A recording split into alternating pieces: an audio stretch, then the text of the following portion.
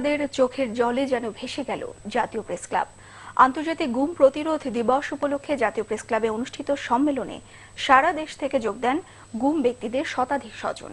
তুলে ধরেন দিনের পর দিন অপেক্ষার পরও গুম হওয়া স্বজনদের ফিরে না পাওয়ার যন্ত্রণা আর আকুতির কথা। সুজন মাহমুদের রিপোর্ট।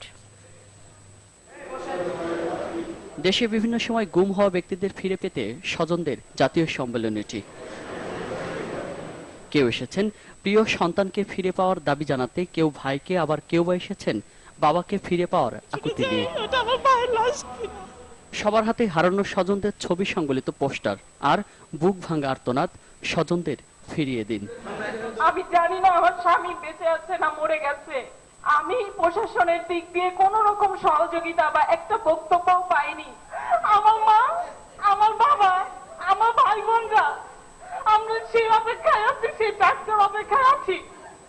কবে এসে বলবে মা দরজা খোলো। আমি একদিন না ফোন দিলে আপু বলতো আমাকে, ইয়া আপু ফোন দাও না কেন?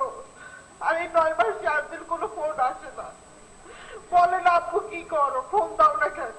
আব্বুর হাত পা বেঁধে আমাদের 4 তলার বাসার ছাদ থেকে আব্বুকে ফেলে দেয়।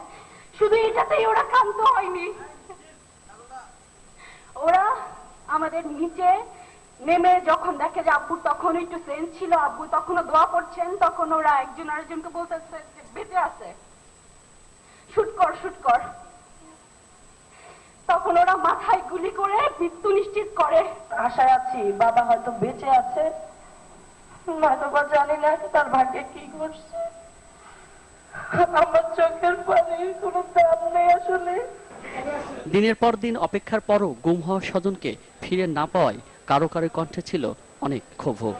আল্লাহ তুমি যারা আমাদের বাচ্চাগুলোকে এইভাবে নিয়ে উদাও করেছে, আল্লাহ তাদেরকে যেন যে কোনো মুহূর্তে তাদের সন্তানাদি হোক, পিতা হোক, মাতা হোক, যেন আল্লাহ উদাও করে নিয়ে যায়। বেঁচে থাকার কি মানে?